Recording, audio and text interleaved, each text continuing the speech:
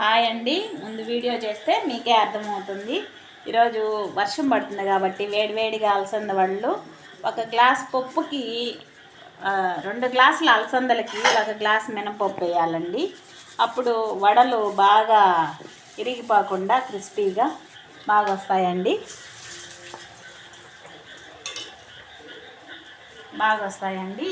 ఇవి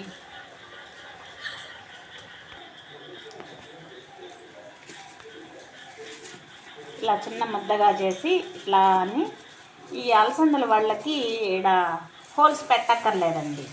మనం వేసేసుకుంటే చాలు, బాగా క్రిస్పీగా ఉంటాయి. వర్షాకాలం హెల్తీ పిల్లలు ఈవినింగ్ స్కూల్ నుంచి రాగానే స్నాక్స్కి హెల్త్కి బాగుంటాయండి. అలసంద వడ మా పిల్లలైతే చాలా ఇష్టంగా తింటారండి. ముఖ్యంగా మా కుట్టి అయితే గూడూరులో ఉందండి. అమ్మాయి అయితే ఇది మామూలు గారెలాగా హోల్స్ పెట్టుకోవచ్చు మన ఇష్టం అండి.